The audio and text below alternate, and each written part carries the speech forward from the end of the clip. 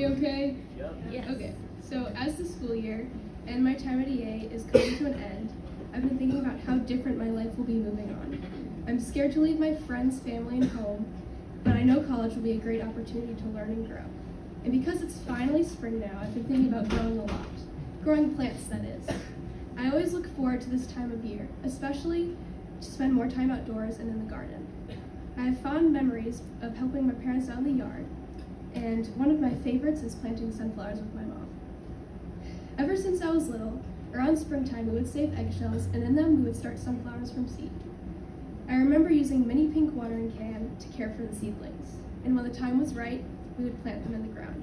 We had so much fun watching them grow, and once they were in bloom, my mom would take pictures of me with them. It became a tradition of ours. And one summer when I was in middle school, I remember really not wanting to plant the sunflowers. I still don't know why I was so stubborn and uninterested, and I remember my mom being a little disappointed. Our garden was sunflowerless that year, and the following 3. During the first year with no sunflowers, my mom was diagnosed with cancer. It was a difficult time, and the following year became too busy for sunflowers. When the next spring arrived, my mom had passed away. A few years ago, I came to a realization that should have been obvious, but never really is. The best way to describe it is in a quote from To Kill a Mockingbird. Until I feared I would lose it, I never loved to read. One does not love breathing. Except in my case, reading is not what I was afraid of losing. Instead, I was afraid of losing my mother and the sunflowers.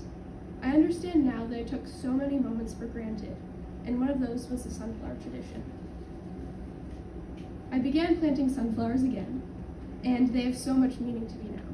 They may be a symbol of grief, but also love. Along with planting sunflowers, I expanded my garden. I love watching my seedlings grow and bloom. Taking care of them can be work, but it's therapeutic. Overall, I think gardening has allowed me to appreciate the world more. My love of flowers may have come from a terrible time in my life, but it helps me to cope with not only the loss of my mom, but also other small things that bother me from time to time. Flowers help me to savor little moments and stay resilient. I'm really thankful that I have sunflowers as a message in my life. Sunflowers not only make me think of that springtime memory, but also remind me that I still have much more room to grow. And now for some thank yous, I want to thank the EA teachers for supporting me and helping me learn so much throughout the years. I want to thank my friends for being the funniest, dorkiest, and overall best friend group that I could ask for. I'm so proud of how we've grown and how close we've become, and I'm going to miss you guys. So thanks to my dad and the rest of my family for being so supportive. Since I started at EA, you've attended my plays, sporting events, etc., and I'm always so glad to see you there. I love you. And thanks to everyone else for being here and listening to my little story. Now I'm proud to introduce the next senior, Audrey Jim, my favorite person ever. And yes, that is her name in my phone contest.